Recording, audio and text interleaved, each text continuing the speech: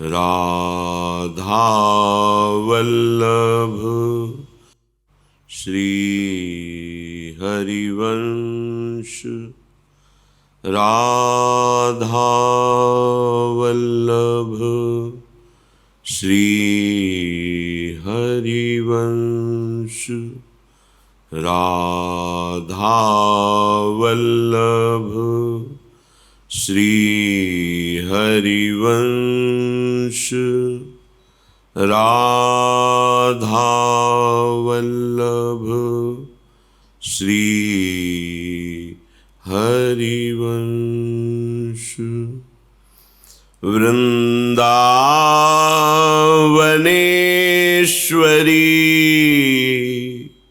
तवैव पदारविन्दम्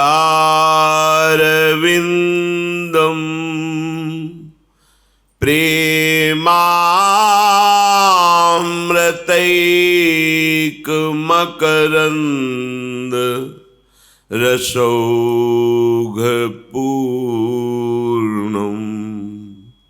हृद्यर्पितं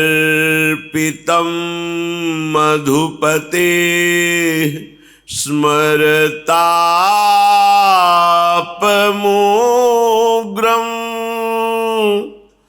निर्वापयत् परम शीतलमाश्रयामि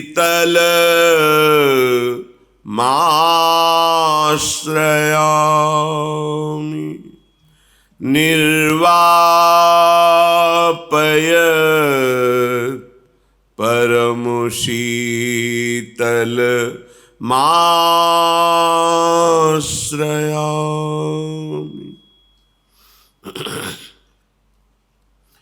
राधा राधा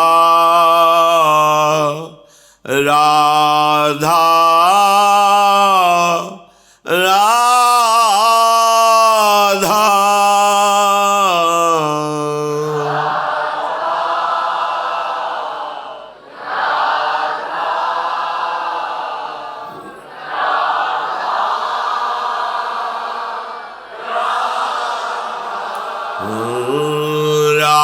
राधा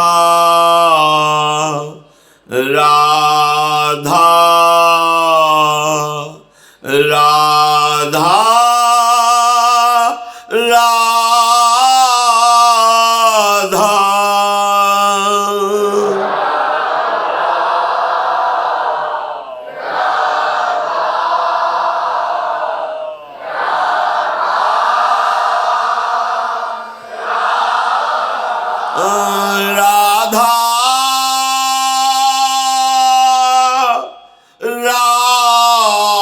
राधा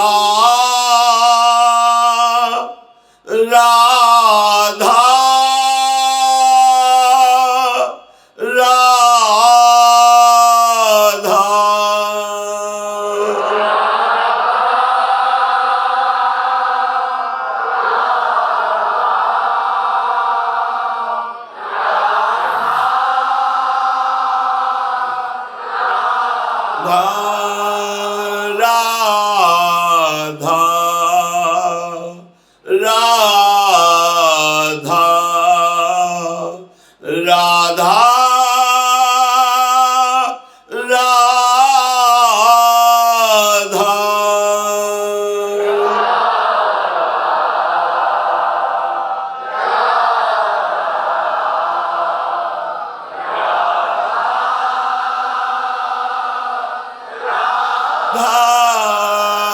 राधा राधा राधा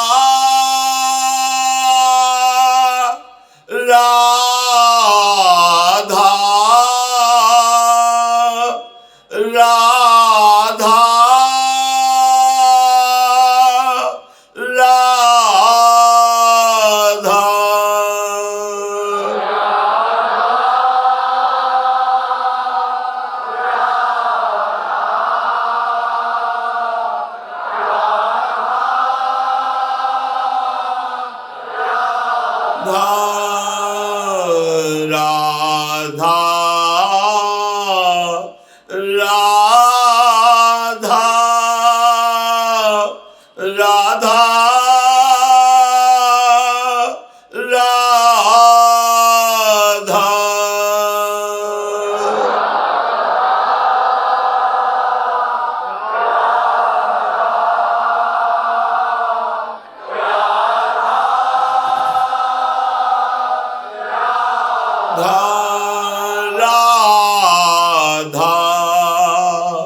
राधा राधा राधा राधा राधा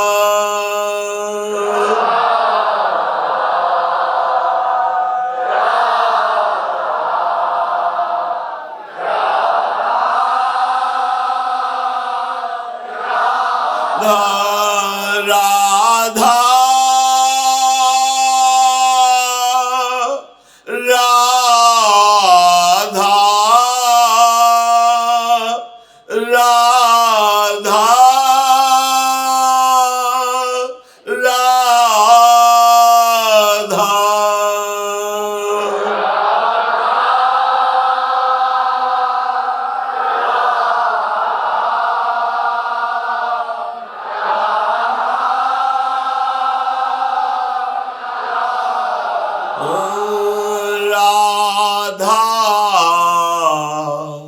राधा राधा राधा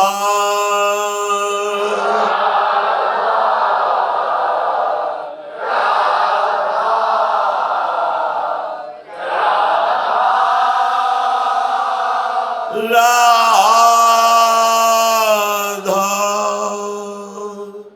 श्री राधा वल्लभ लाल की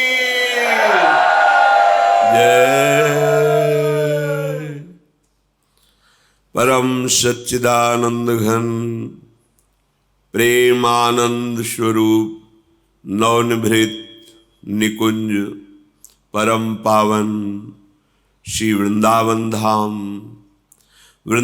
धाम के लाडिले प्राणाराध्य युगल सरकार श्री प्रिया प्रीतम जी समस्त निज परिकर हित परिकर इनकी अहेतुकी कृपा से हमें माया के प्रचंड जाल से निकाल करके अद्भुत सुख प्राप्त करने का अवसर दिया गया है।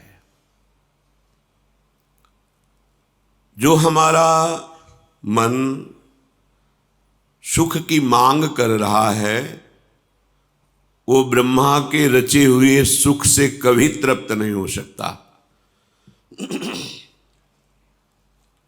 अगर होना होता तो जब से सृष्टि रची हम कुछ न कुछ बनते ही रहे, बहुत सी योनियों में गए, बहुत से भोगों को भोगा, बहुत से कर्म किए, पर जो मेरे मन की मांग है वो अभी तक पूरी नहीं हुई और गलत दिशा में जाने के कारण पाप बनता रहा, अंधकार बढ़ता रहा, पर कदम अंधकार की तरफ ही गए, बंधन की तरफ ही गए, आसक्ति की तरफ ही गए। अब विचार करके हमें जो मार्ग मिला है उस पर चलो। श्री भगवान के वचन हैं, लभन्ते ब्रह्म निर्वाण मृषयः क्षीण कल्मषा छिन्नद्वैधायतात्मानः सर्वभूत हिते रताः। हमारा मार्ग क्या है? भजन बल से निष्पाप हो जाना, पूर्व के पापों का नाश, वर्तमान में कोई पापाचरण नहीं और आगे के लिए बिल्कुल सावधान कि कोई शास्त्र विरुद्ध आचरण ना हो पावे। हमें बहुत बड़ा लाभ मिलने का अवसर मिला है। क्षीण कल्मषाहा, कल्मष जितने पाप हैं वो महान भयंकर दंड देने के लिए तैयार हैं। उनको छीण करना है, नष्ट करना है। कैसे? पाप नष्ट करने का सर्वसमर्थ उपाय भगवन नाम उच्चारण, प्रियाजू का नाम लेना,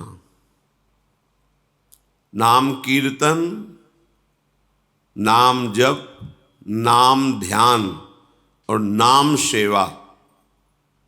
इससे बढ़कर इस त्रिभुवन में और कोई उपासना नहीं है। बहुत शीघ्र पाप नष्ट होते हैं। और पाप ही नहीं, पाप करने की आदत, प्रवृत्ति, उसका भी नाश हो जाता है। तो आगे पाप होंगे ही नहीं। अगर भूल से कहीं हो जाएं तो टिकेंगे नहीं। तत्काल हृदय में जलन होगी या कोई दंड मिलेगा और आप निष्पाप हो जाएंगे। क्षीण कलमशाहा, यह हमें मन में बैठालना है कि हमारा प्रथम कर्तव्य है साधन मार्ग में निष्पाप होना। पूर्व के पाप की तो तुम चिंता मत करो। नाम संकीर्तनम यस्य सर्व पाप प्रणाशनम, ये जो हम राधा राधा राधा उच्चारण करते हैं, सर्व पाप का विनाश हो जाता है। आगे प्रभु कह रहे हैं, छिन्न द्वैधा, अब कोई हमें संशय नहीं होना चाहिए। हमें मार्ग मिल गया है जिसके सब संशय नष्ट हो गए हैं। ये विश्वास से होगा, बुद्धि लगाने से नहीं होगा। एक वैद्य डॉक्टर जब हमें दवा देता है तो हमको बिल्कुल ज्ञान नहीं होता कि कौन सा औषधि है, क्या है, कैसा है। बस डॉक्टर पर विश्वास करते हैं और उसके कथनानुसार, नियमानुसार हम औषधि सेवन करते हैं। ठीक ऐसे ही सद्गुरु की बात मानी जाती है। सद्गुरु वैद्य वचन विश्वासा, संयम यह न विषय की आशा, कोई संशय नहीं। जैसे कोई वृंदावन आवे और उसके मन में है कि मैं बांके बिहारी लाल जू, राधा वल्लभ लाल जू, सेवा कुंज, निधिवन, राधा रमण जू, राधा दामोदर जू, इन सब के दर्शन करना चाहता हूं। फिर होगा कि कोई हमें दर्शन कराने वाला मिले। तो यहाँ के कृपालु जो तीर्थ पुरोहित जन हैं, वो आओ हम तुम्हें सब जगह दर्शन कराते हैं। हम उनके पीछे पीछे चल देते हैं। वो छोटी छोटी गलियों से होते हुए संपूर्ण वृंदावन की महानिधियों का दर्शन करा देते हैं। बिना उनके हमें पता ही नहीं कहाँ निधिवन राज है, कहाँ सेवा कुंज है, कहाँ हमारे प्रभु की कौन कौन सी लीलाएं हुई हैं। ऐसे ही इस माया प्रपंच में हमें पता ही नहीं कि मेरा सतमार्ग कौन है, कहाँ से मुझे जो मन की मांग है वो शांत हो जाएगी, मन की मांग पूर्ण हो जाएगी। पूर्णता का मतलब विश्राम ही नहीं, परम विश्राम। मन एकदम विश्राम प्राप्त कर लिया। संशय नहीं रखना है। अगर हमारे हृदय में संशय हो जाए कि ये जो हमें गाइड कर रहा है वृंदावन दर्शन कराने के लिए, पता नहीं कहाँ ले जाएगा, तो हमारे कदम लड़खड़ा जाएंगे। ये डॉक्टर पता नहीं कोई ऐसी जहरीली दवा ना दे दे जो मैं मर जाऊं, तो फिर रोग निवृत्त कैसे होगा? विश्वास नहीं। पर हम ऐसे तो सब विश्वास कर लेते हैं, पर भगवत मार्ग में बुद्धि लगाते हैं। ये बड़ा दुर्भाग्य है। बड़ा तर्क वितर्क, बड़ा संशय। तो श्री भगवान कह रहे हैं, जिनके सारे पाप नष्ट हो गए हैं और जिनके सारे संशय नष्ट हो गए हैं, आप सत्संग सुनते रहिए, कोई संशय नहीं रह जाएगा। इसका प्रभाव है, जब बहुकाल करी सतसंगा, तब ही होई सब संशय भंगा। अपने आप सब संशय नष्ट हो जाएंगे। कोई तुम्हें प्रश्न करने की जरूरत नहीं, रोज का रोज हृदय बिहारी ठाकुर आपको वही सुनवाएंगे जिससे आपके सारे प्रश्नों का उत्तर मिल जाएगा। फिर श्री भगवान कह रहे हैं यतात्मान, अपनी इंद्रियों को, मन को, चित्त को थोड़ा तो शासन करना सीखो।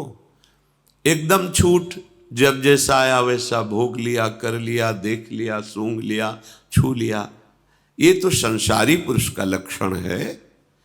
अध्यात्म मार्ग के पथिक को दानता, मन को वश में करने वाला, दम, इंद्रियों का निग्रह करके दमन करने वाला बहुत कठिन लगता है, क्योंकि अभी तक अभ्यास रहा है, जहां जैसी प्रेरणा हुई वैसा कर बैठे। अब नहीं, अब तो विवेक से काम लेना है। सत्य कहते हैं ये केवल समय नष्ट करवाया जा रहा है भोगों में, क्योंकि हमारा ये समय बहुत कीमती है। अगर इसको प्रभु के भजन में लगा दे तो सार्थक हो जाए। पर भगवती भ्रमात्मक माया का ऐसा प्रचंड प्रहार होता है इस स्मृति पर कि हम क्रियाओं को, भोगों को, दृश्य को सत्य मानकर प्रभु को भूल जाते हैं। बस यही इसका प्रभाव है। जिस वस्तु से, जिस व्यक्ति से संयोग प्राप्त होने पर भगवद विस्मरण हो जाए वही माया है। बिना संयतात्मा हुए भजन नहीं हो पाता। जो मन में आया खा लिया, जो मन में आया भोग लिया। मनमानी आचरण तो मन मलिन, तो फिर पापवंत कर सहज स्वभाव, भजन मोर ते होए न भाव। भजन नहीं हो सका, कोई भी हो। पहला क्षीण कलमशाहा, दूसरा संशयों का नाश, तीसरा अपने हृदय की वृत्तियों को बचाओ। जो विषयाकार हैं उन्हें कृष्णाकार करो, भगवदाकार करो, प्रियाजुमय करो। राधा राधा राधा एक एक वृत्ति से निकलना चाहिए। ऐसा हो जाएगा, क्योंकि आप अनाथ नहीं हैं। आपके ऊपर बहुत सामर्थ्य, बहुत कृपा है। नाथ अनाथन हित समर्थ मोहन श्री राधा, विश्व मोहन मुनिमन मोहन श्री लालजू। और लालजू को मोहित करने वाली मोहिनी हमारी लाडली जू। कितने समर्थ हैं रसिक महापुरुष जन। एक क्षण में वो कृपा करे तो हमारा चित्त प्रियालाल के अनुराग रंग में रंग जाए। अब हम कोई अनाथ नहीं है, हमारे आराध्य देव हैं, सदगुरुदेव हैं, कृपा में धाम है, आचार्य है, वाणी है। हमारे पास बहुत से बल हैं, पर हम इधर तो देखते ही नहीं, इस बल का आश्रय लेते ही नहीं। तो ये विषय हमें संयतात्मा नहीं होने देते, बार बार हमको विचलित करते रहते हैं। और हम अपने को ज्ञानी मानते हैं, बहुत बुद्धिमान मानते हैं। परिणाम में हम अज्ञानी और बुद्धिहीन ही साबित होते हैं। श्री भगवान कह रहे हैं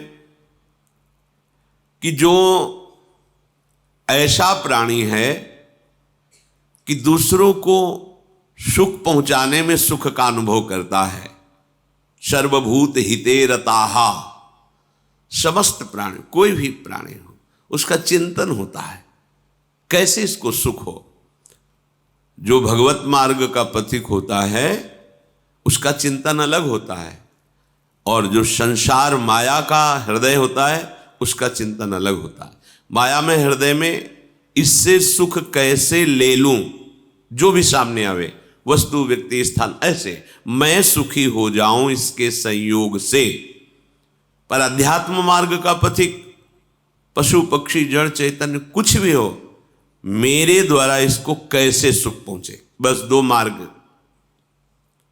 सर्वभूत हिते रताहा, समस्त भूत जो हमारे सामने है उसको मधुर वचन के द्वारा, क्रियाओं के द्वारा, चिंतन के द्वारा हम उसको सुख पहुंचाएं।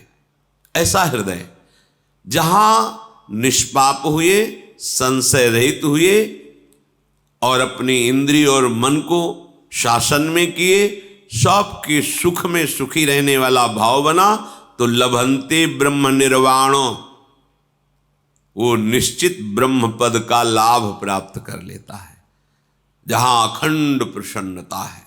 ब्रह्मभूता प्रसन्नात्मा न सोचति न कांक्षति।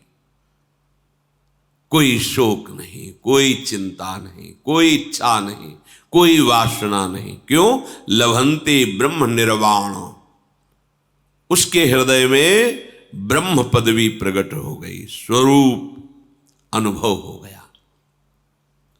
जो हमें भगवत प्राप्ति में बाधा पहुंचा रहे हैं, ये विकार ही हैं और कोई नहीं है। कोई हमें बाहरी बाधा परास्त नहीं कर सकते। कुछ नहीं भय होता, पर भय लगता है जब गलती हो जाती है, अधर्माचरण बन जाता है, तो कोई भले ही हमारी तरफ प्यार भाव से देख रहा है, ये देख ऐसे क्यों रहा है, भले कोई परस्पर बात करके इसने हमारी हंसी उड़ाई, बेमतलब अपने आप को पीड़ित करता रहता है, बेमतलब। ये वहीं से आ रहा होगा, उसी से मिलके आ रहा होगा, बेमतलब मन जो है उसको दंड देता रहता, भय, संशय, चिंता, विषाद। इसी से छूटने का हमें अवसर मिला है। काम क्रोध वियुक्तानाम यतीनाम यत चेतसाम अभितो ब्रह्म निर्वाणम वर्तते विदितात्मनाम। आपकी सारी चेष्टा काम क्रोध से मुक्त होने के लिए है, युक्त होने के लिए नहीं है। वियुक्ता नाम, मुक्त होने के लिए। हम क्या करते हैं? अध्यात्म के पथिक है, हम बढ़ावा दे रहे हैं। जो हमारा कल्याण करने में भारी बाधक है उसको हम सपोर्ट कर रहे हैं, उसको बढ़ावा दे रहे हैं। कैसे हम भगवत मार्ग को प्राप्त करें?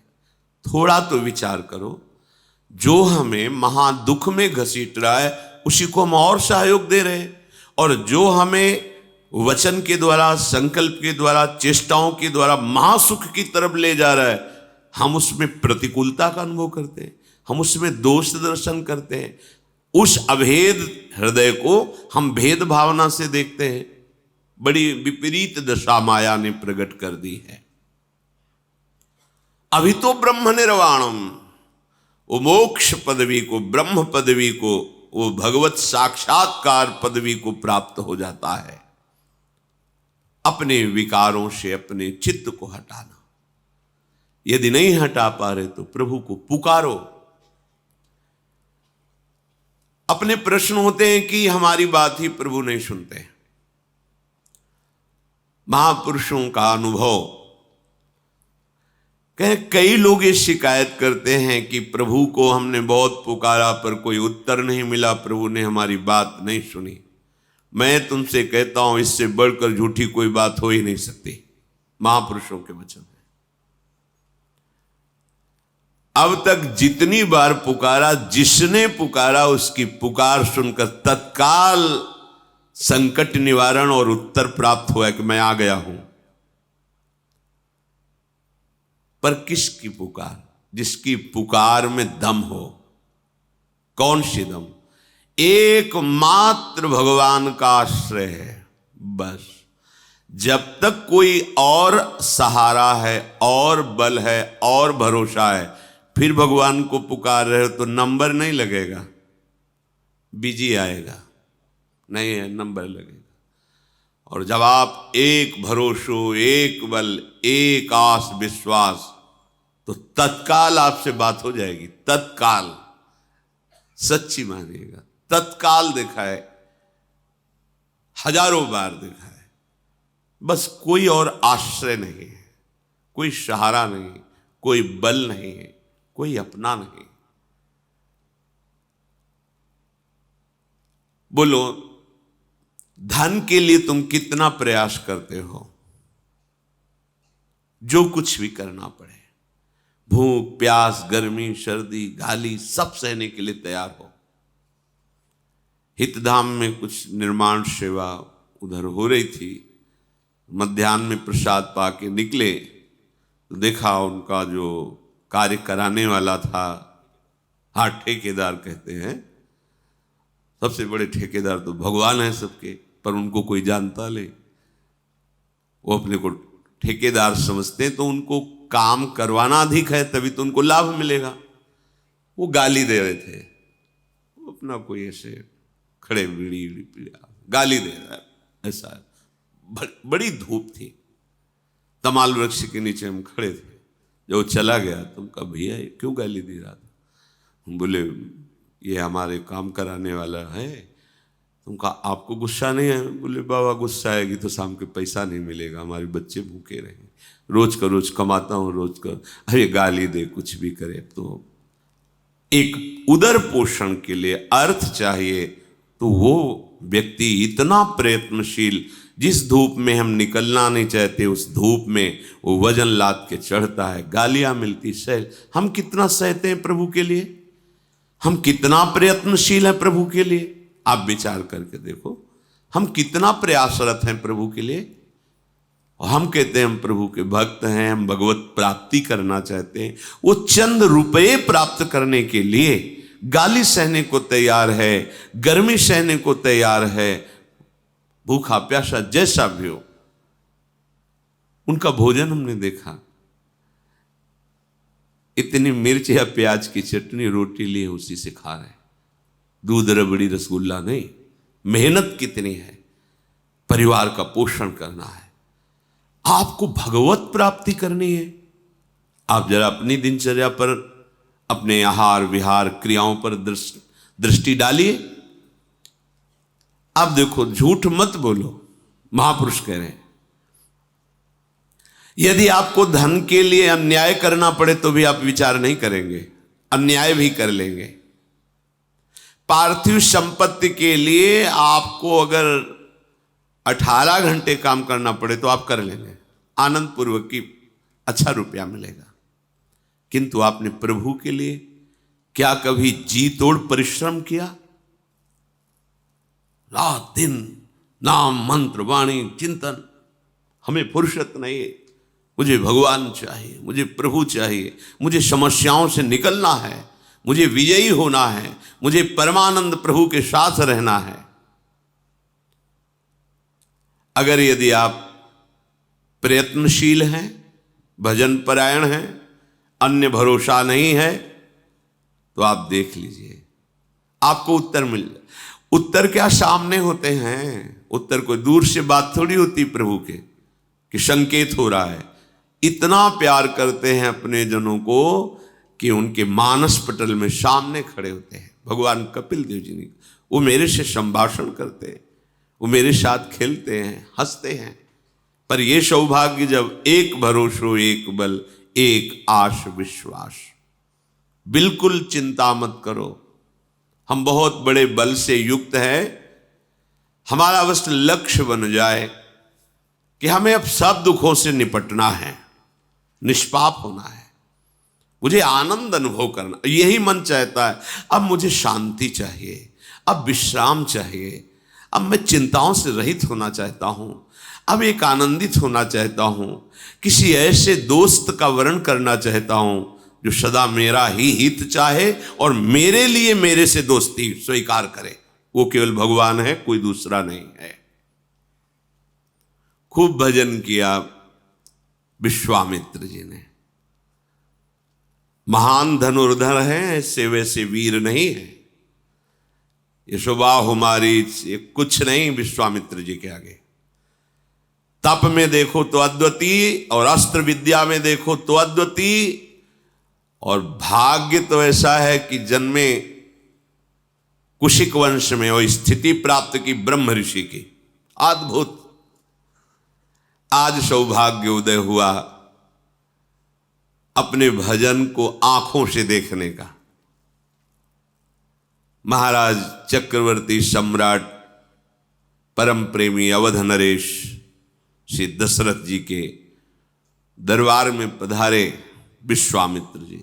दशरथ जी ने आनंद पूर्वक वो ऐसे ही आह्लाद आनंद मगन, क्योंकि आनंद सिंधु आंगन में खेल रहा है, तो विचार किया कि आशीर्वाद देने विश्वामित्र जी आए हैं। अर्घपाद्य पूजन आदि करके उच्च सिंहासन पर विराजमान करके चरणों में प्रणाम करके बैठ गए। आज्ञा कीजिए भगवान। वशिष्ठ जी विश्वामित्र जी बड़े प्रेम से मिले। विश्वामित्र जी ने कहा, मैं एक कार्य हेतु आया हूं। हम ऋषिजन जब यज्ञ करते हैं, ध्यान परायण होते हैं, उस समय दुष्ट जन हमारी यज्ञ को नष्ट कर देते हैं। रावण की आज्ञा थी कहीं भी कोई भी साधन भजन ना करने पावे। जो बड़े मंत्रवेत्ता हैं उनके समीप तो नहीं आते, मारते तो नहीं, उनको इतनी सामर्थ्य नहीं, पर वो विध्वंस कर देते हैं, ध्यान भंग कर देते हैं, यज्ञ नष्ट कर देते हैं। तो हम आपसे प्रार्थना करने आए हैं, मांगने आए हैं आपसे, आप अपने बड़े पुत्र श्री राम को हमें प्रदान कीजिए, जिससे हमारी यज्ञ की रक्षा करेंगे। सावधान होकर रक्षा में रहेंगे तो हम ध्यानस्थ होकर प्रभु का चिंतन करेंगे। ये बात सुनते ही दशरथ जी कांप गए। हाथ जोड़ करके उनके चरणों के समीप जाकर कहा, भगवान यदि आप ये सम्राट पद मांगे तो अभी मैं छोड़कर चला जाऊं, प्राण मांगे तो मैं अभी दे दूं। वैसे सब हमारे प्राणों से प्रिय पुत्र हैं, पर राम को प्रभु ये हमसे नहीं हो सकता। वशिष्ठ जी की तरफ देखकर विश्वामित्र जी ने कहा, इनको समझाइए। वशिष्ठ जी ने कहा, महाराज आपका यश होगा, कुमारों का मंगल होगा, आप मेरी बात मान करके अपने पुत्रों को इनके प्रदान कर दीजिए। गुरु आज्ञा, देखो गुरु आज्ञा पर कोई प्रश्न नहीं होता। अब बोलने की कोई गुंजाइश नहीं, गुरुदेव ने कह दिया। राम लक्ष्मण को बुलाया। लक्ष्मण जी छाया की तरह भगवान के साथ रहते हैं। आपको विश्वामित्र जी ने अपनी यज्ञ रक्षा हेतु हमसे मांगा है, बहुत सावधानी पूर्वक रहना। और ऋषि से कहा कि विश्वामित्र जी से कि मानो आप हमारे प्राण लिए जा रहे हो भगवान, अगर जरा सा भी कुछ तो हमारे प्राण निकल जाएंगे। वहां से आदेश लेकर माताओं को प्रणाम करके प्रभु विश्वामित्र जी, ये भजन का फल साथ चल रहा है। पुरुष सिंह दो वीर, हरसि चले मुनि भय हरन, कृपा सिंधु मति धीर, अखिल विश्व कारण करन। पुरुष सिंह श्री राम लक्ष्मण मुनियों का भय हरण करने के लिए, भक्तों का भय हरण करने के लिए प्रसन्न होकर जा रहे, उदास नहीं कि मैं अपने परिजनों से वियोग प्राप्त कर रहा हूं। बहुत प्रसन्नचित सेवा मिली है हमें, महर्षियों की सेवा मिली। प्रभु आनंद मगन होकर के उनके साथ जा रहे हैं। अरुणिमा छाई हुई कमल नयन, विशाल वक्षा स्थल, अजान बाहु लंबी भुजाएं, नील कमल श्याम तमाल के समान कांति, बिजली की कांति जैसा पीतांबर धारण किए हुए, तरकस पीठ पर और धनुष बाण हाथों। श्याम गौर जोड़ी विश्वामित्र जी आगे बार बार प्रभु की छवि देखते हैं। जान गया प्रभु आप अपने भक्तों से कितना प्यार करते हैं। आप हम जैसे अपने भक्तों के लिए माता पिता और महल के सुख का त्याग कर हमारे साथ चल रहे हैं। मगन होकर जा ही रहे थे कि भयानक आवाज आई। विश्वामित्र जी ने रुको। भगवान श्री राम जी ने कहा कि आवाज कैसी थी भगवान? बोले एक बहुत भयानक राक्षसी रहती है, वो गंध मात्र से जान लेती है कि कोई वन में प्रवेश किया, वही राक्षसी है। पहले को सामने दिखाई दी पर्वताकार राक्षसी, ताड़का नाम था। वो क्रोध में भर करके विश्वामित्र जी की तरफ और प्रभु की तरफ दौड़ी। भगवान हर समय सावधान चल रहे हैं। यहां एक हाथ धनुष पर और एक बाण पीठ में तोड़े, निकालने की जरूरत नहीं। और प्रभु का बाण अमोघ है, संधान किया जाता है तो लक्ष्य का भेद करके पुनः अपने प्रभु के हाथ में आ जाता है। प्रभु ने तत्काल बाण संधान किया। जे ही भगवान के बाण का स्पर्श हुआ, ताड़का अपने राक्षसी स्वरूप को छोड़कर भगवत स्वरूप को प्राप्त हो गई। भगवान के बाण के स्पर्श से मुनिजन वांछित दुर्लभ पद प्राप्त हुआ है, जो बिल्कुल घोर निशाचर हैं, असुर भाव से युक्त हैं। भगवान का अवतार केवल मंगल के लिए होता, केवल मंगल। ऐसे ही कृष्णावतार में छठी के दिन पूतना का, जैसे प्रभु का लीला प्रारंभ हो रहा है उद्धार के लिए, ताड़का, उधर सबसे छठी के दिन ही पूतना आ गई थी, उत्सव मनाया जा रहा था। वो गति सुखदेव जी आनंद मगन होकर कहते, जो मैया यशोदा को गति मिलनी वो गति पूतना को दी। ऐसा दयालु कौन होगा? बड़े बड़े महात्मा जन जिनकी आराधना करते रहते हैं, वो पदवी ताड़का को प्रभु ने प्रदान की। जे ही बाण प्रवेश किया शरीर में, निष्पाप हो गई, दिव्य रूप धारण कर भगवत धाम को गई। विश्वामित्र जी ने देखा, निर्भय हो रहे हैं विश्वामित्र जी, और बोले कि आज मैं तुम्हें ऐसी विद्या प्रदान करता हूं कि तुम्हें कभी भूख नहीं लगेगी और कभी प्यास नहीं लगेगी, कभी भूख प्यास नहीं लगेगी। ऐसी विद्या प्रदान की। तुम्हारे शरीर में अतुलित तेज और बल है। मैंने जितने दिव्यास्त्र सीखे हैं वो सब तुम्हें प्रदान करता हूं। वैसे तो सब प्रभु से ही प्रकट हुए, पर लीला में विश्वामित्र जी ने दिव्यास्त्र भगवान को प्रदान किए। सुखपूर्वक आश्रम में प्रभु विराजमान हुए। बहुत से ऋषि मुनि अपने अपने आश्रमों से आकर के प्रभु के दर्शन कर रहे हैं और आशीष देते हैं और निर्भय हो जाते हैं कि अब हम सब ध्यान भजन यज्ञ निर्भय होकर करेंगे, क्योंकि श्री राम लक्ष्मण रक्षा के लिए है। ऐसा नहीं कि प्रभु विश्वामित्र जी या उन्हीं मुनियों की रक्षा के लिए हैं, आपकी भी रक्षा के लिए। आप भजन करो। देखो, एक बार काशी में जो कुछ मन में मलिनता रखते थे, ऐसे लोगों ने विचार किया कि गोस्वामी जी की हस्तलिखित जो ये भगवत लीला है, बहुत अद्भुत चमत्कार, जो सुने आसक्त हो जाए, जो पढ़े आंसुओं की धार बहने लगे। सबको लगा कि जो संस्कृत के ग्रंथ है महामहिम है, उनके प्रभाव से भी बढ़कर इनका प्रभाव बढ़ता जा रहा है।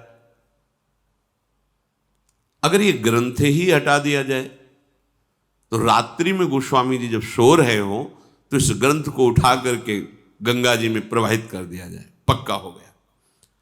आज जब रात्रि में गए तो वहां देखा कि दो नौ किशोर गौर श्याम धनुष बाण बिल्कुल संधान किए हुए खड़े। भय लगा। कुटिया के दूसरे दरवाजे पर गए, यज्ञ मंडप जैसी कुटिया, वहां देख भयभीत हो गए, भाग गए। दूसरे दिन आए और कहा मैं उन रक्षकों के दर्शन करना चाहता हूं जो रात्रि में हमने। वो यहाँ कौन रक्षक, हम तो भगवान के दास हैं, यहाँ तो कोई रक्षा में नहीं हम रात्रि में। उन्होंने अपनी बात बताई, हम आए थे उस ग्रंथ को ऐसा, पर हमने देखा कि दो नौ किशोर तेज राशि रक्षा। भगवान के वचन हैं, भगवान त्रिकाल सत्य बोलते हैं। करो सदा तिनकै रखवारी, स्वयं ज्यों बालक राखे महतारी। स्वयं पार्षद नहीं भेजते, अनंत शक्ति संपन्न पार्षद, पर स्वयं श्री भगवान अपने जनों की रक्षा करते हैं। सुंदर कंदमूल फल प्रभु को अर्पित किया गया। रात्रि में प्रभु जब शयन किए, प्रातः काल हुआ, नित्य क्रिया की और कहा आप सब ऋषि निर्भय रहो, पूरे वन में कहीं कोई भी निशाचर आतंक नहीं कर सकता। अब जीव ही स्वाहा हुआ और धुआं उठा तो महाक्रोध धारण करके राक्षस मारीच अपने सहायकों के साथ विनाश करने के लिए आ गया। यज्ञ विध्वंस। भगवान तो रक्षा के लिए खड़े ही थे, बड़े लीला बिहारी हैं। फण वाला बाण नहीं मारा, बिना फण वाला, क्योंकि कट जाता उसी समय, तो आगे लीला में कैसे सहयोग करता। इसलिए मारीच को बिना फण वाला बाण मारा, वो 100 योजन विस्तार वाले समुद्र के पार गिरा, 400 कोस दूर जाकर गिरा। उसका सहायक सुबाहु था। सुबाहु ने अपनी सेना सहित आक्रमण किया, अग्निबाण का संधान करके सुबाहु को भस्म कर दिया और लखनलाल ने सारी सेना को नाश कर दिया। ऋषियों से कहा आप निर्भय हो जाओ, मारीच सुबाहु का भय बिल्कुल नहीं, कुछ किसी की सामर्थ्य नहीं जब तक हम रक्षा में है यहां कोई। इसीलिए शरणागति का पहला लक्षण है निर्भय। क्यों? मेरे प्रभु कह रहे हैं, वादा कर रहे हैं कि तुम निश्चिंत रहो, योगक्षेमम भाम्यहम्, मैं हूं ना। कहां आप स्वीकार करते हैं कि प्रभु आपके साथ हैं? संतों ने अनुभव किया है। मुख में हो राम नाम, राम तेरे हाथ में, बंदे तू अकेला नहीं, राम तेरे साथ में। जब नाम चल रहा है तो प्रभु तुम्हारे हाथ में है। जैसे डोरी हाथ में, जैसा चाहो पतंग न चालो। और नाम जापक तू अकेला नहीं, तेरा आराध्य देव तेरे साथ है। अनुभव करो, प्रभु मेरे साथ है।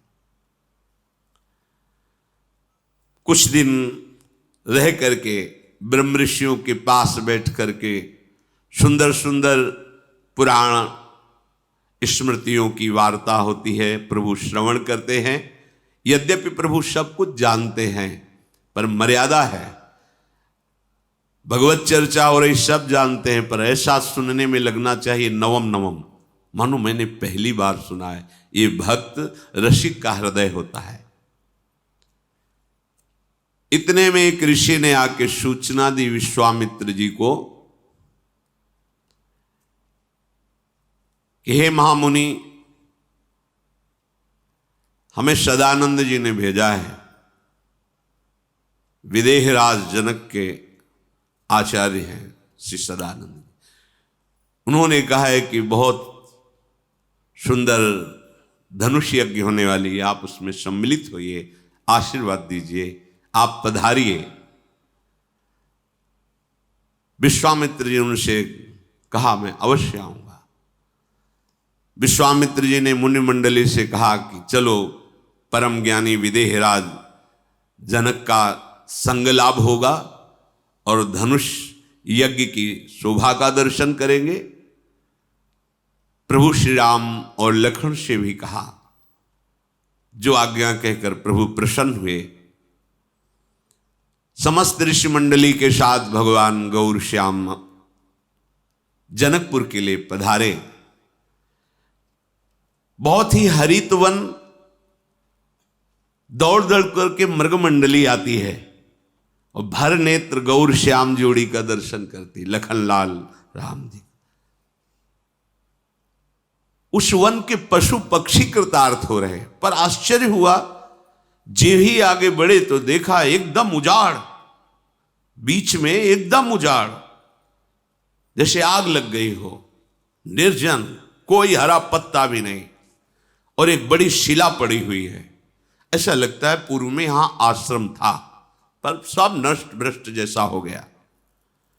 प्रभु ने कहा कि इतना सुंदर वन और मध्य भाग में ऐसा प्रभु क्या, कोई जीव वहां प्रवेश नहीं कर रहा, कोई हरा एक पत्ता भी नहीं है, एकदम उजाड़ शोभाहीन, और एक विशाल शिला पड़ी हुई है।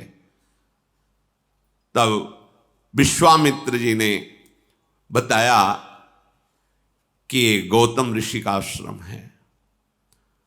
बड़ा अमंगल हो गया, तो उनके शाप के कारण ये सब श्रीहीन हो गया। क्या हुआ, क्यों शाप दिया गौतम ऋषि ने? तो बताया कि उनकी पत्नी जो अहिल्या जी थी, बहुत ही सुंदर, सर्वांग सुंदर, इतनी सुंदर थी कि अप्सराओं के मध्य में रहने वाले देवराज इंद्र को अप्सरा भी फीकी लगने लगी। और स्वयं आकर मृत्युलोक में जब देखा अहिल्या जी को, तो उनका हृदय गलत भाव से युक्त हो गया, काम भाव से युक्त हो गया।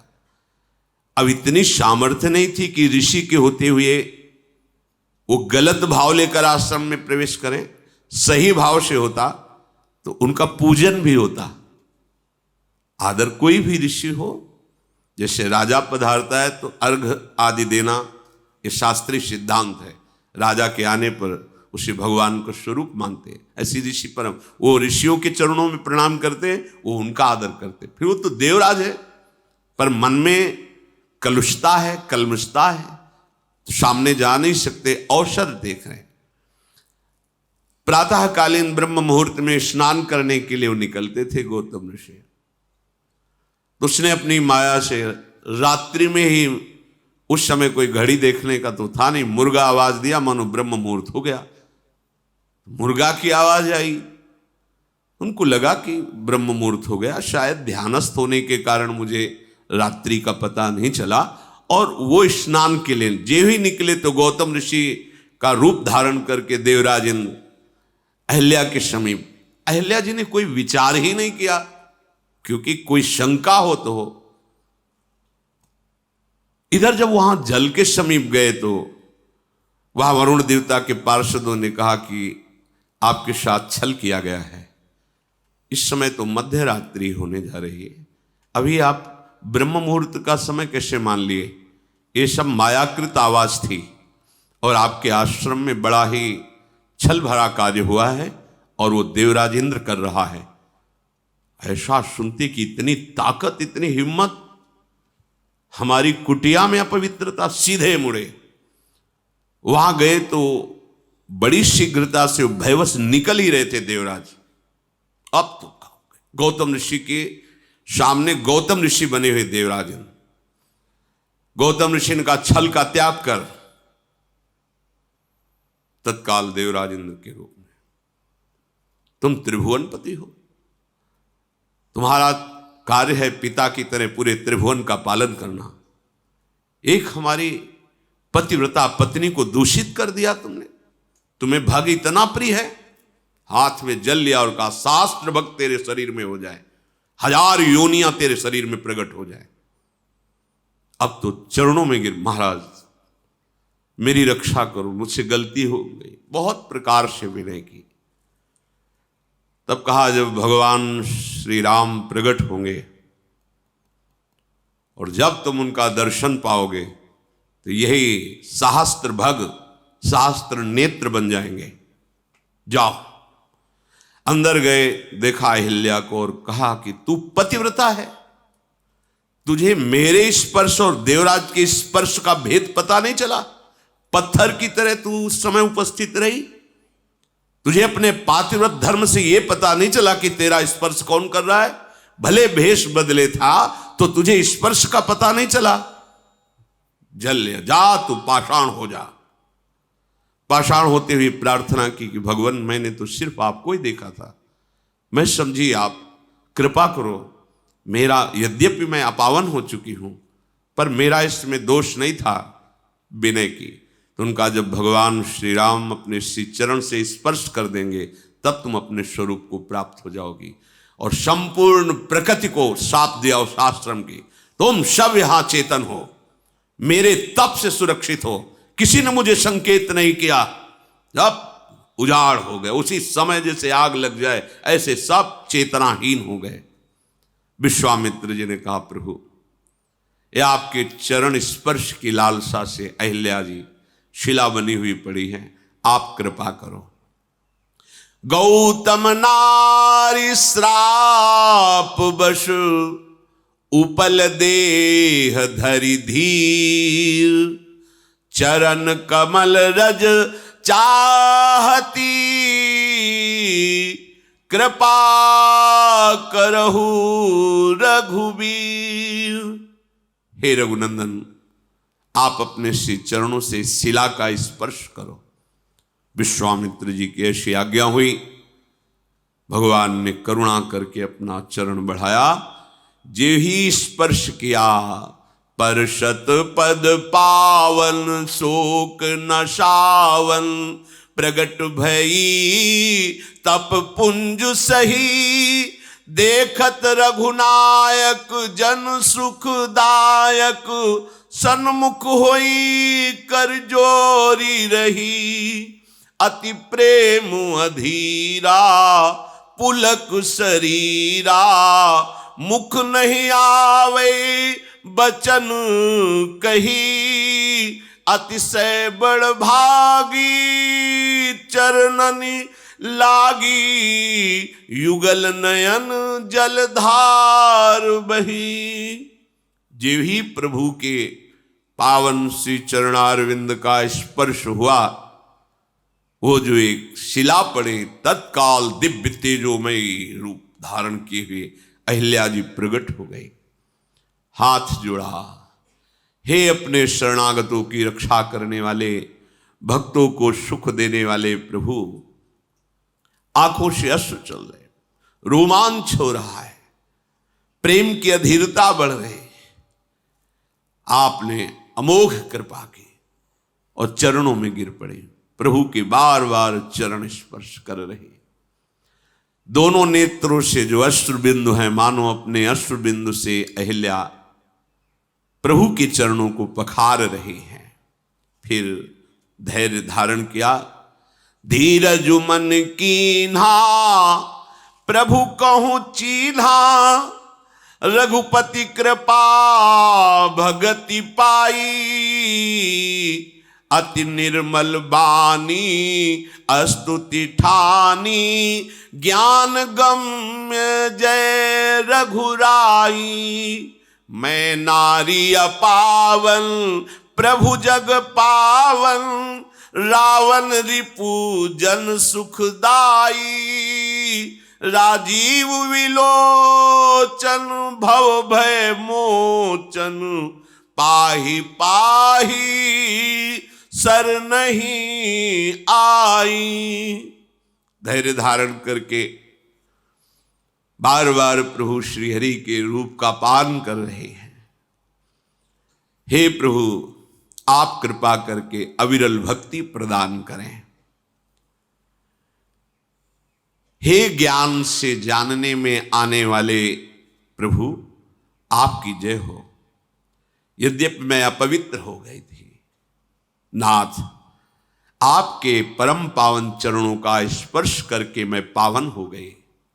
हे जगत को पवित्र करने वाले, भक्तों को सुख देने वाले, जो दूसरों को सदैव रुलाता रहता है, ऐसों को आप दंड देते हैं।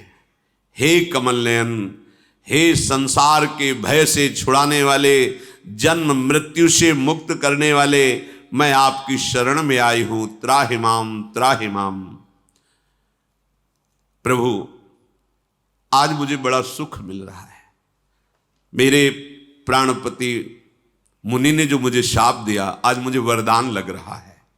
मुनि शाप जो दीन्हा अति भल कीन्हा, परम अनुग्रह मैं माना, देखूं भरी लोचन हरि भव मोचन, यह लाभ शंकर जाना। बिनती प्रभु मोरी मैं मति भोरी, नाथ न मांगऊं बर आना, पद कमल परागा रस अनुरागा, मम मन मधुप करे पाना। जो मुनि ने शाप दिया आज मुझे बहुत अच्छा लग रहा है, मानो मुझे वरदान दिया। बड़ा अनुग्रह मानती हूं अपने पति का जो मुझे शाप दिया, क्योंकि संसार से छुड़ाने वाले, भवबंधन से मुक्त करने वाले हे प्रभु श्री हरि, मैं आज नेत्र भर कर आपको देख पा रही हूं, देख ही नहीं पा रही, आपके चरणों का स्पर्श प्राप्त किया। भगवान शंकर जी सबसे बड़ा लाभ यही मानते हैं कि हरि का साक्षात्कार हो जाए, यह लाभ शंकर माना। मैं बुद्धि की बड़ी भोली हूं, बस नाथ मेरी एक ही विनती है, मैं और कुछ नहीं चाहती। अब केवल यही चाहती हूं कि मेरा मन रूपी भौरा आपके श्री चरण कमल का पराग पान करके उन्मत्त बना रहे, अर्थात आपकी प्रेम रस में मेरा मन डूबा रहे। आहा, मुझे आज कितना बड़ा सौभाग्य मिला। जेहि पद सुर सरिता परम पुनीता, प्रगट भई शिव शीस धरी, सोई पद पंकज जेहि पूजत अज, मम सिर धरऊ कृपालु हरि। यही भांति सिधारी गौतम नारी, बार बार हरि चरण परी, जो अति मन भावा सो बर पावा, गए पति लोक आनंद भरी। आहा, ये वही श्री चरण हैं जिनके धोवन से गंगा जी प्रकट हुई है, वही गंगा जी जिनको भगवान शंकर अपनी जटाओं में सिर में धारण करते हैं। आहा, ये वही श्री चरणारविंद हैं जो ब्रह्मा जी के द्वारा निरंतर पूजित होते रहते हैं। पुलकित हो रही अहिल्या जी, हे कृपालु, आज कृपा करके उन्हीं श्री चरणों को आपने मेरे मस्तक पर पधराया। बार बार स्तुति, बार बार प्रणाम करके प्रभु के चरणों को पकड़कर, हे प्रभु, ये मेरा मन सदैव आप में अनुराग भरा रहे। तत्काल विमान आया और विमान पर बैठकर जहां गौतम ऋषि उत्तम लोकों में थे, वहीं अहिल्या जी अपने पति लोक को प्राप्त हुई। सब ऋषि जन विश्वामित्र जी के जो साथ थे बहुत आनंदित हुए और प्रभु के स्वभाव को देख रहे हैं।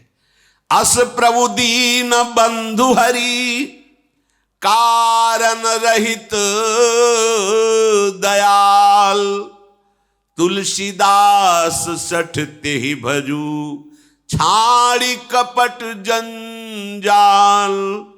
कैसे हमारे प्रभु दीन बंधु हैं, दयालु हैं, अकारण दया करते हैं। कोई कारण नहीं दया का, अकारण हित करने वाले, दया करने वाले। ऐ मन, सठता का त्याग कर, कपट मत कर, इस कपटी माया के जंजाल का त्याग करके तू एक बार प्रभु का भजन कर ले, फिर देख कैसे निहाल हो जाता है। आगे बढ़े, जे भी अहिल्या के रूप में शिला हुई तो संपूर्ण आश्रम मानो बसंत ऋतु फैल गई हो, तत्काल वैसे ही दिव्य शोभा से युक्त हो गया। ऋषि मुनि आनंदित होते हैं, प्रभु उनके साथ चल रहे हैं। फिर आगे चले तो जगत को पावन करने वाली भगवती गंगा जी को देखा। महाराज गाधी के पुत्र विश्वामित्र जी ने कैसे देव नदी गंगा जी का प्रादुर्भाव हुआ, वामन भगवान के चरण प्रक्षालन से कैसे भगीरथ जी ने तपस्या की, भूमि पर आई, ये सब वर्णन करके ऋषियों को सुनाया। प्रभु भी ऐसे सुन रहे हैं जैसे श्रोता सुनते हैं, और उन्हीं के चरणों की धोवन तो गंगा जी हैं। सब ऋषियों ने गंगा स्नान किया, फिर प्रभु ने ऋषियों के साथ जैसा जैसा वो मंत्र उच्चारण करते वैसे गंगा स्नान प्रभु भी किए। भली भांत मंत्रोच्चारण करते हुए श्री राम लक्ष्मण जब गंगा स्नान किए, फिर तैयार होकर के जनकपुर के नजदीक पहुंचे।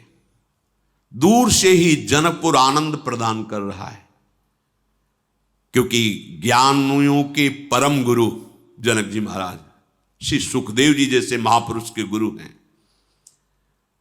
अद्भुत शोभा जनकपुरी की है, क्योंकि शोभा समुद्र श्री सियाजू विराजमान है। प्रभु जनकपुरी को देखते ही आनंदित हो गए। ऐसा लग रहा है कोई पुराना संबंध है इस नगर से। बड़ी सुंदर झीलें, सरोवर,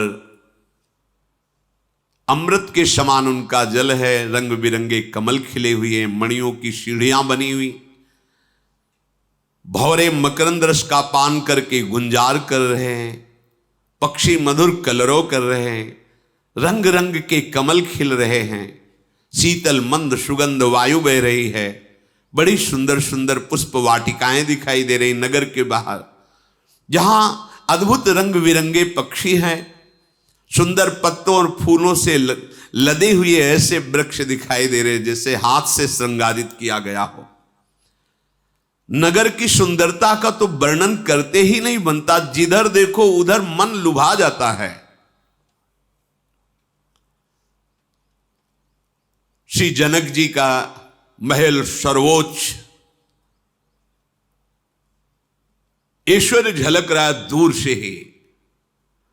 विश्वामित्र जी, वो जनक जी का महल। ऐसे समस्त सेवकों के बड़े बड़े महल हैं। ऐसा लगता है समस्त लोकों की शोभा जनकपुरी में विराजमान है। कृपा के धाम प्रभु श्री राम विश्वामित्र जी दूर से दिखाए। एक सुंदर नगर के समीप ही बड़ा सुहावना सरोवर और बगीचा। विश्वामित्र जी ने कहा, हमें लगता है यहीं विश्राम करना चाहिए। प्रभु ने कहा, प्रभु जैसी आपकी आज्ञा। इतने में जनक जी को सूचना दी गई कि महामुनि परम ज्ञानी महान तपस्वी विश्वामित्र जी ऋषियों के साथ जनकपुर के नजदीक बगीचे पर विश्राम कर रहे हैं। तत्काल जनक जी अपने प्रधान ज्ञानी सचिवों को साथ लेकर, कुछ ऋषियों को साथ लेकर के स्वागत के लिए विश्वामित्र जी के लिए चले। संग सचिव सुचि भूरि भट भूसुर बर गुर ज्ञाति, चले मिलन मुनि नाय कहीं मुदित राव यही भांति। पूरा परिकर जनकपुर से आ रहा है। विशिष्ट विशिष्ट ऋषि, सचिव और श्री जनक जी महाराज। दूर से ही देखा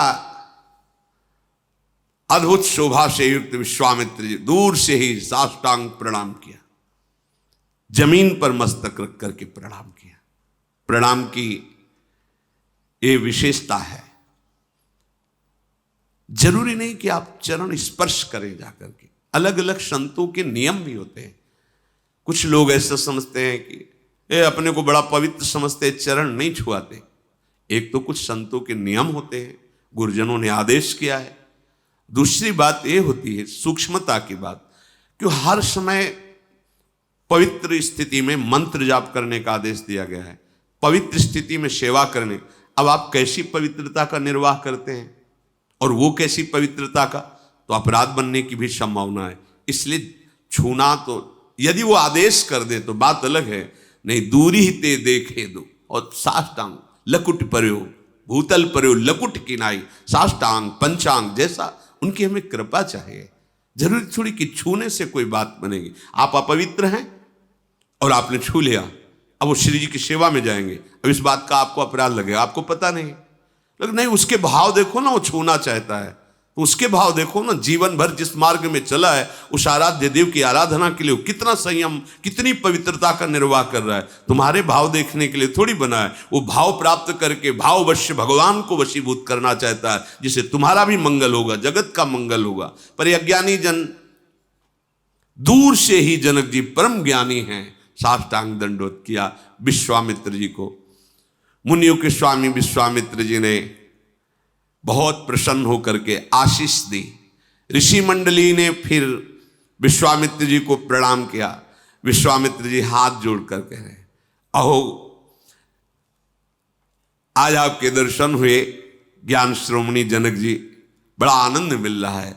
जनक जी ने कहा, महाराज भाग्य तो हमारे जो आप पधारे, अहो भाग्य अपना माना आप इसलिए। मृदु वचन से कुशल प्रश्न हुआ, जनक जी को आसन दिया गया, बैठा ले गए। उसी समय कुछ फुलवाड़ी पुष्प लेकर के राम और लक्ष्मण जी पधारे। जनक जी के नेत्र भगवान श्री राम के मुखारविंद पर गए। ऐसी स्थिति जनक जी की हर समय रहती है ब्रह्माकार कि ब्रह्मा के रचे हुए सृष्टि का कोई भी शब्द, स्पर्श, रूप, रस, गंध उनकी चित्त को अपहरण नहीं कर सकता। श्याम गौर मृदु वयस किशोरा, लोचन सुखद विश्वचित चोरा। उठे सकल जब रघुपति आए, विश्वामित्र निकट बैठाए। जे ही प्रभु आए तो जितनी जनकपुरी की समाज आई थी सब अपने आप सब खड़े हो गए। अभी प्रभु 9 किशोर, एक से एक वयोवृद्ध ज्ञानी महात्मा सब खड़े हो गए। प्रभु ने विश्वामित्र जी ने पास बैठाला, सबके चित्त। और आश्चर्य है, जनक जी की तो स्थिति ही बदल गई। सबके नेत्रों से अश्रु बह रहा है, रोमांचित हो रहे हैं।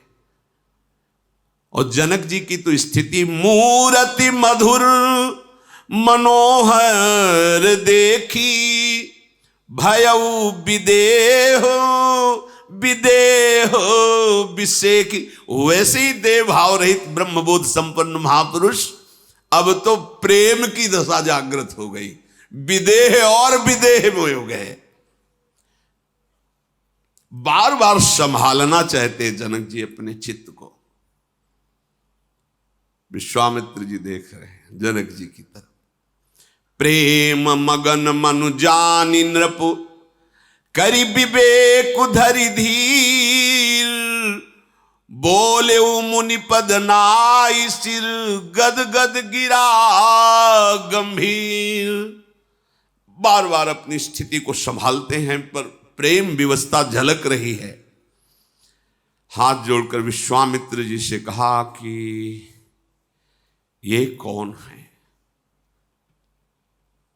मुझे जो अनुभूति हो रही, जनक जी कह रहे हैं, कहो नाथ सुंदर दो बालक, मुनि कुल तिलक की नृप कुल पालक।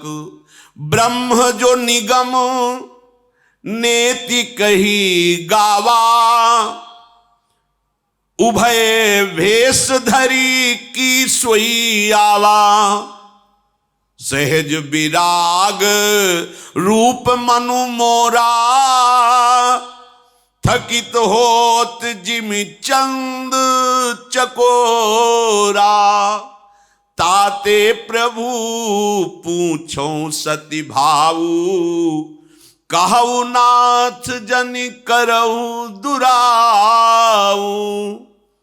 हे महामुनि, जनक जी ने विश्वामित्र जी से कहा, ये दोनों मुनियों के कुल के आभूषण हैं या किसी राजवंश के पालक नवकिशोर हैं?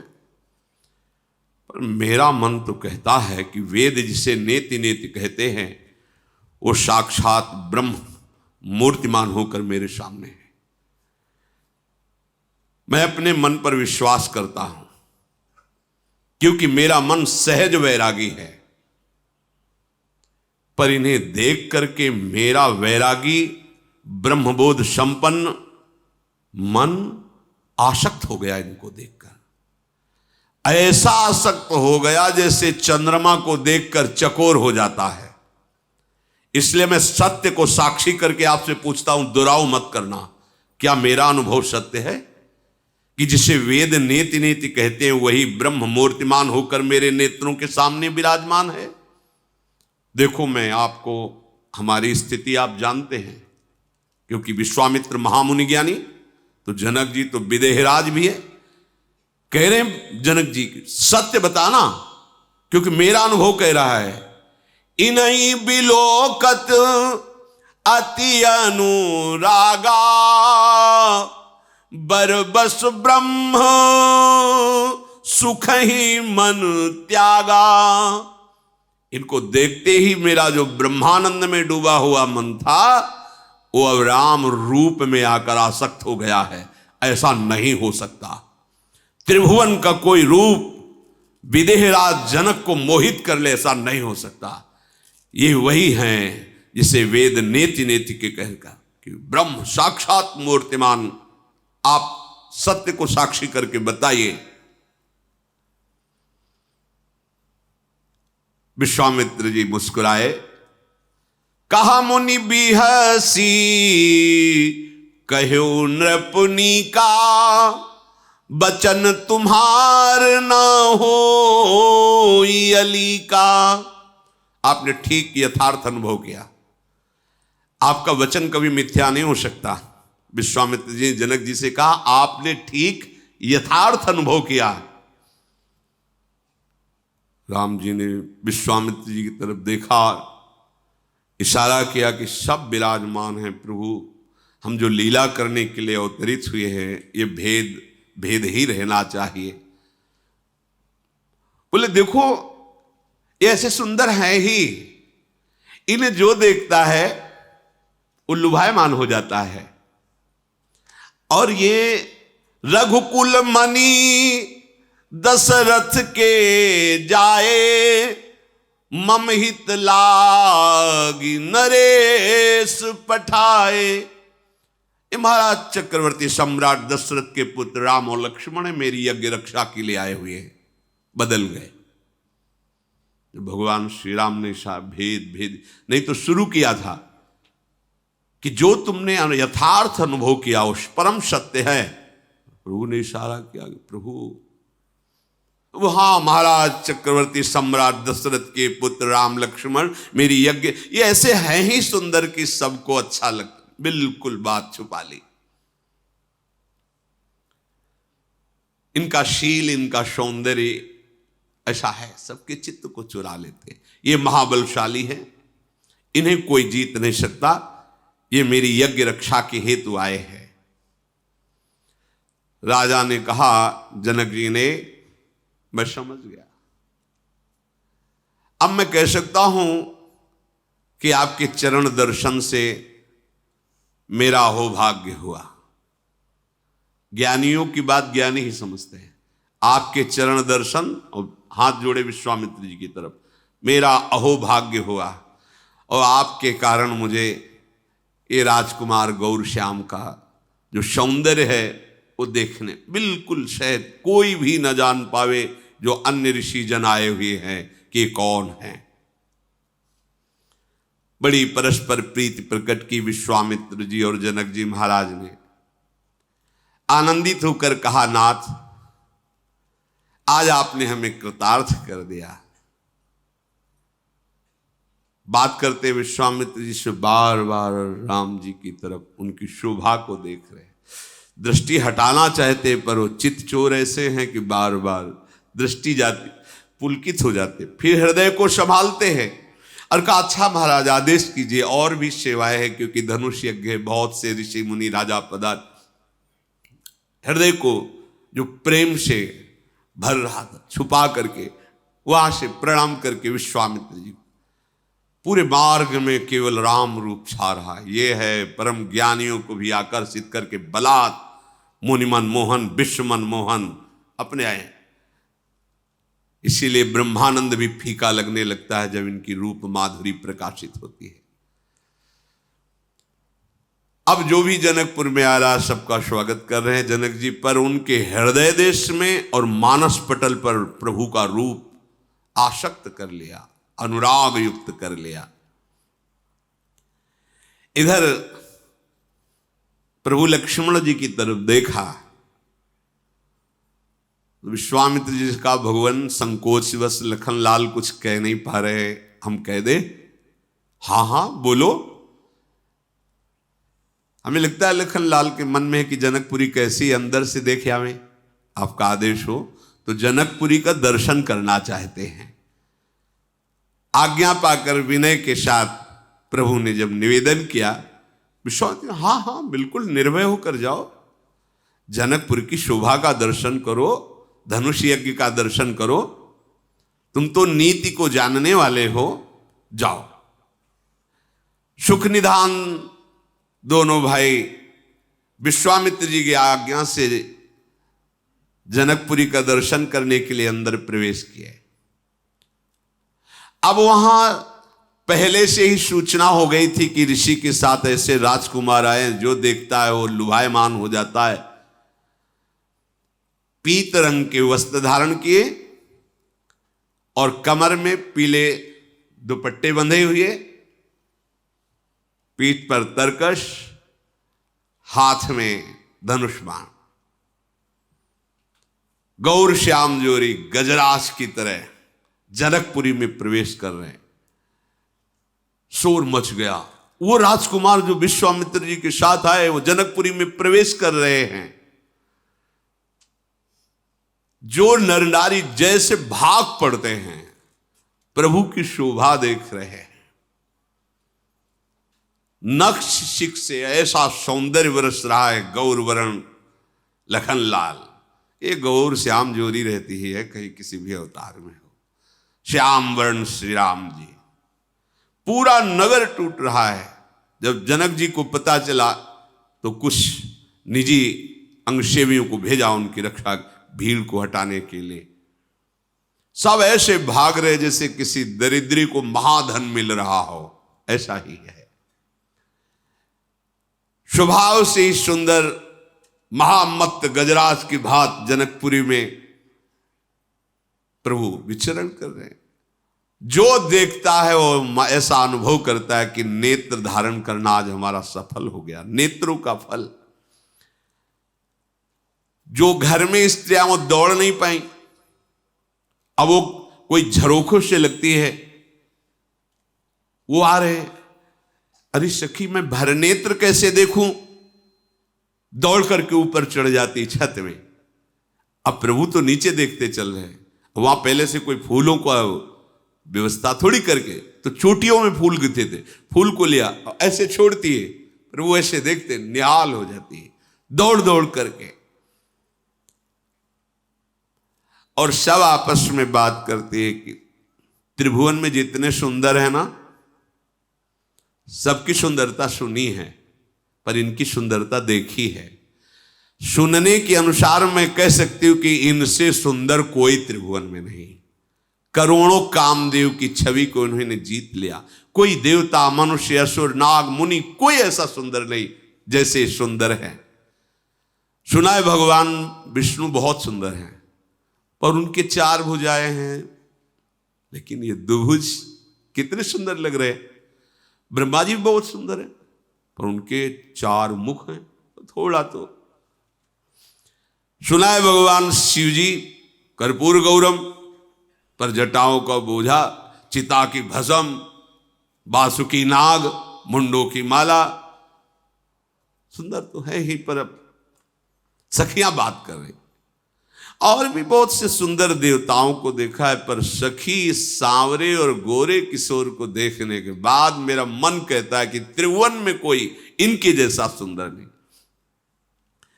एक सखी ने कहा कि सयानी तू बात सही कह रही है, ये राजहंसों का जैसा जोड़ा विश्वामित्र जी की यज्ञ रक्षा के लिए आया है, ये तो महाराज दशरथ जी के पावन कुल को प्रकाशित कर रहे हैं।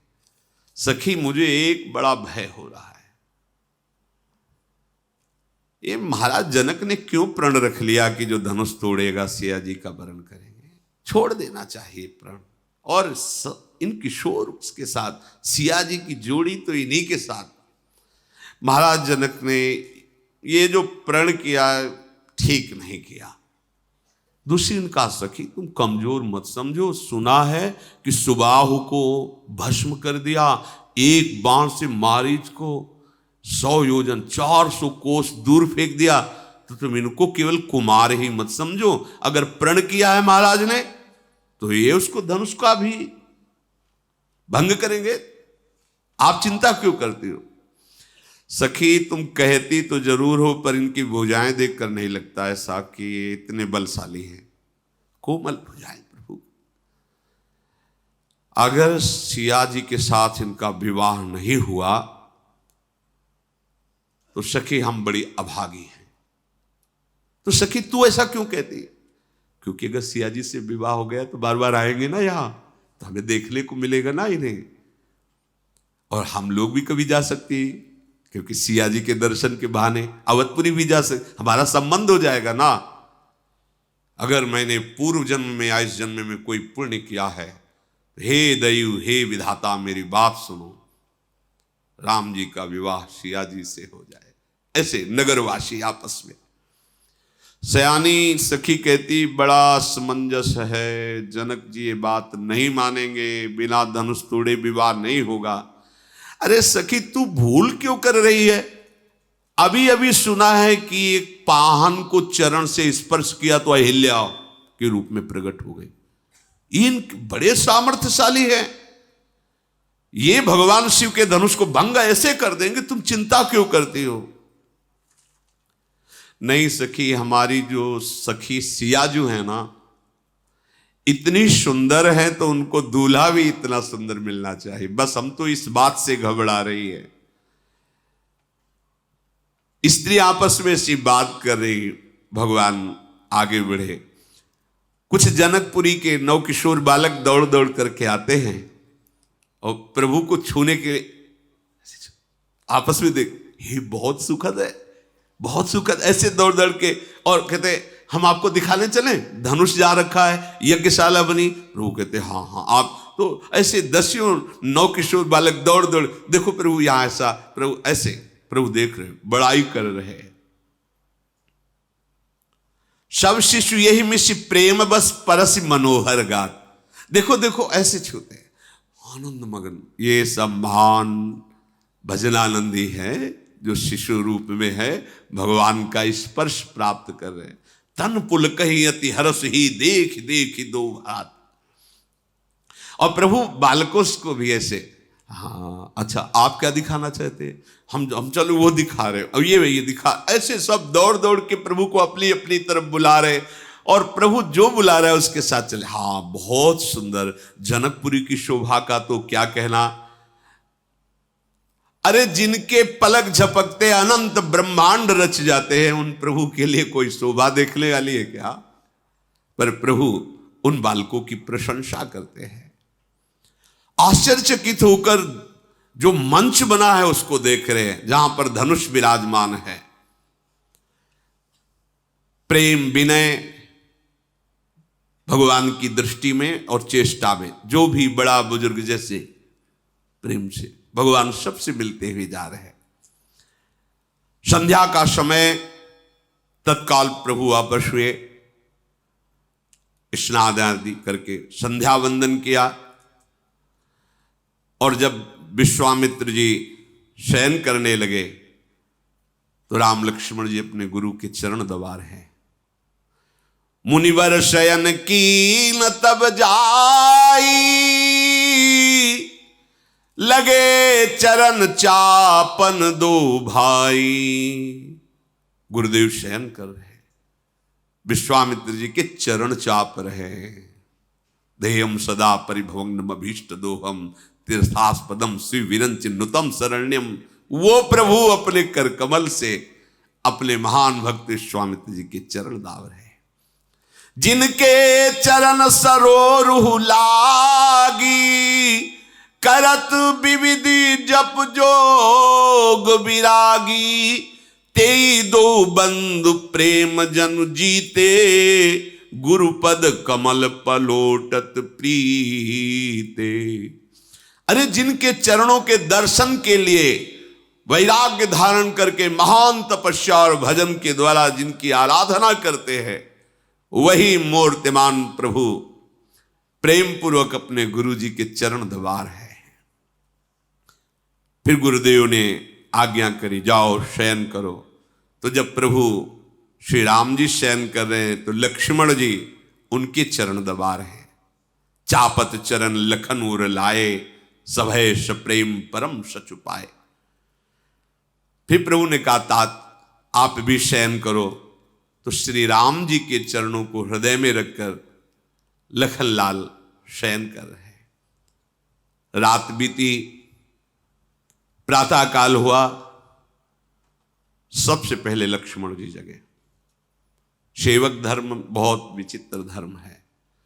सेवक सुख चाह नहीं, सेवक अपना सुख कभी नहीं चाह। लक्ष्मण जी सबसे पहले उठे। उठे लखन निश विगत सुनी, अरुण शिखा धुनि कान, गुरुते पहले जगतपति, जागे राम सुजान। सबसे पहले लक्ष्मण जी उठे, फिर अपने गुरुदेव से पहले श्री राम जी उठे, फिर विश्वामित्र जी। सब समस्त दिनचर्या की युगल किशोरों ने और पवित्र कर फिर मुनियों को, मस्तक सब ऋषियों को प्रणाम किया। फिर आज्ञा भई, प्रातःकालीन देव अर्चना के लिए पुष्प लाइए। दोनों युगल किशोर राम लखन जनक जी की पुष्प वाटिका देखते ही मन लुभा जाए। लताएं वृक्षों का आलिंगन की झूम झूम करके पुष्प ऐसे नवीन पल्लव, मानो हर वृक्ष हर लता राम जी को बुला रही, हमसे पुष्प लो आकर के, हमें कृतार्थ करो आकर के। कोयल पपीहा मोर चकोर तोता ये मीठी बोली बोल रहे, मानो प्रभु को यश गान करके सुना रहे हो। और जैसे जैसे प्रभु बढ़ते हैं, मयूर आकर नृत्य करते हैं। चातक कोकिल कीर चकोरा, कूजत बिहग नटत कल मोरा। मोर नृत्य करे, प्रभु पधारे हैं। उस बीच पुष्प वाटिका में बड़ा ही मनोहर सरोवर है। सुंदर सीढ़ियां, मणियों से जटित, जल एकदम स्वादिष्ट निर्मल, रंग बिरंगे कमल खिले, पक्षी जल पक्षी कलरव कर रहे, भ्रमर गुंजार कर रहे। प्रभु को बड़ा सुख मिल रहा है। पुष्प लेने के पहले चारों तरफ दृष्टि डाली तो देखा वहां जनकपुर की उस पुष्प वाटिका की सेवा करने वाले माली जन हैं। प्रभु उनके पास गए और कहा, हमें अपने गुरुदेव की पूजा के लिए कुछ पुष्प चाहिए, मैं ले सकता हूं? उन्होंने अनुमति दिया। ये देखो, मर्यादा पुरुषोत्तम भगवान श्री राम की प्रत्येक चेष्टा अनुकरणीय है। अगर हमें कहीं कुछ भी एक पत्ता भी लेना है, अगर वहां उसका अधिकारी है तो आज्ञा लेना जरूरी है, नहीं फिर चोरी माना जाता है। अगर खुला वनस्पति किसी के अधिकार में नहीं है तो आप ले सकते हैं, लेकिन अगर किसी का बगीचा है तो उसकी अनुमति ही लेनी होगी। स्वयं भगवान चहुदिस चितई पूछ मालीगन, लगे लेन दल फूल मुदित मन। आज्ञा हो तो कुछ पुष्प गुरुदेव की सेवा के लिए, हाँ हाँ आप ले सकते हैं। प्रभु फूल लेने के लिए जे ही आगे बढ़े तो नूपुरों की ध्वनि, करधनी की ध्वनि, कंकण वलय की ध्वनि, चूड़ी की ध्वनि, और ऐसा लगा कि मानो मदन ने दुंदुभी बजाई हो विजय प्राप्त करने के लिए भगवान से। जैसे युद्ध में पहले बाजे बजते, नूपुरों की ध्वनि सुनकर प्रभु श्री राम का मन कुछ होता जा रहा है, पसीने की बूंद आने लगी। लक्ष्मण जी की तरफ देखते हैं पर फिर प्रभु सावधान होते हैं। क्यों? सिया जी पधारी पुष्प वाटिका में ही सरोवर के समीप गिरिजा जी का मंदिर है पूजन करने, क्योंकि धनुष यज्ञ है कल, तो देवी की आराधना करने आई है। सर समीप गिरिजा गृह शोभा बरन निजाय देख मनमोहा। सब सखियों ने पर्दा किया, सिया जी ने सरोवर पर स्नान किया और गिरिजा जी के पूजन के लिए उधर एक सखी पूजन के लिए पुष्प लेने गई थी। उसने जो ही देखा प्रभु श्री राम लक्ष्मण को, विकल हो गई, ऐसा रूप प्रभु का। अब वो बार बार कैसे चलूं, कैसे नेत्र हटाऊं इनसे, पर पूजन के लिए सिया जी को पुष्प पहुंचाना है। बहुत हिम्मत करके, आंसू बह रहे हैं, रोमांच है, शिथिल एकदम, कहां कदम पड़ रहा है कोई सुधी नहीं। सिया जी ने दृष्टि डाली उस सखी के ऊपर, कहा सखी ये क्या? तासु दशा देखी सखिन पुलक गात जलु नैन, कहु कारण निज हरस कर पूछहि सब मृदु बैन। ये तुम्हारी दशा कैसे हो गई सखी? तुम्हारी आंखों से अश्रु बह रहे, रोमांच हो रहा है, तुम देह भाव विस्मृत किए हो, ये क्या? इतना आनंद तुम्हें कैसे मिल गया? उसने कहा कि जब आज्ञा से पुष्प वाटिका में पुष्प लेने गई तो मैंने रूप देखा है, रूप, आंसू की धार। श्याम गौर किमि कहों बखानी, गिरा अनयन नयन बिनु बानी। ऐसा रूप देखा है कि जिसने देखा उसके वाणी नहीं कि बोल पावे। नेत्र ने देखा उसको, और वाणी जो बोल रही उसने देखा नहीं, तो हम वर्णन कैसे? बस इतना कहती हूं कि देखने योग्य है, देखना चाहिए। सुनि हर्षि सब सखी सयानी, सिय ही अति उत्कंठा जानी। एक कहे नृप सुत ते आली, सुने जे मुनि संग आए काली। सिया जी के हृदय में एक अलौकिक आकर्षण हो रहा है, तो हम भी देखें चल के उस रूप को। हाँ, हमने सुना है विश्वामित्र जी के साथ 2 राजकुमार आए हैं, शायद वही होंगे, चलो चलते हैं देखने के लिए। जिन्होंने पूरे नगर को मोहित कर लिया है वही पुष्प वाटिका में आए होंगे। बरनत छवि जहां तहां सब लोगू, अवश्य देखिए देखन जोगू। चलो चलो, वो देखने योग्य। जैसे जैसे सियाजू चरण आगे बढ़ा रहे हैं, हृदय में कुछ घबराहट सी हो रही है, एक प्रेम की होती है, एक व्याकुलता पैदा हो रही है। तासु बचन यति सियहि सुहाने, दरसि लाग लोचन ललचाने। चली अग्र करि पिय सखी सोई, प्रीति पुरातन लखै न कोई। बार बार हृदय में उमगन है कि आज अपने प्रीतम को पहली बार देखूंगी इस प्राकट्य उत्सव में, जो सिया के रूप में प्रकट हुई हूं, आज पहली बार देखूंगी। जो नारद जी ने हमें सुनाया था आकर कि ऐसे दशरथ भवन में ऐसे प्रभु, आज मैं अपने प्रभु के रूप को देखूंगी। चकित हो रही, बार बार नित्य चंचल, और उस सखी से इशारे से किधर किधर। प्रभु लक्ष्मण से जी से कहते हैं कि ऐसा लग रहा है कि हमको चैलेंज दे रहा है कामदेव। ये मदन ऐसा लग रहा है कि वो धुंध भी बजा करके मुझे परास्त करने की कोशिश कर रहा है। अचानक दृष्टि पड़ी तो अस कही फिर चितए तेहि ओरा, सिय मुख शशि भय नयन चकोरा। प्रिया प्रीतम का मिलन, प्रिया सिया जी, प्रीतम राम जी, वो भी देख रहे किधर किधर। अचानक दृष्टि राम जी और भय विलोचन चारु अचंचल मन सकुच निमित जे दिगंचल। अंचल चलना बंद हो गया नेत्रों का, एकटक रूप माधुरी का युगल पान कर रहे। सीता जी के रूप को देख करके प्रभु के जो हृदय में प्रेम, महान प्रेम समुद्र प्रभु है, बस ऐसे लंबी सांस खींचते हैं, शांत हो जाते हैं, कोई वचन नहीं निकल रहा। फिर लक्ष्मण जी से कहते, लक्ष्मण ऐसा लगता है कि सुंदरता जिनके अंश से सुंदर होती है वो सुंदर साक्षात मूर्तिमान होकर हमारे सामने है, मैं किससे इनकी उपमा दूं, सब उपमाएं फीकी लगती हैं।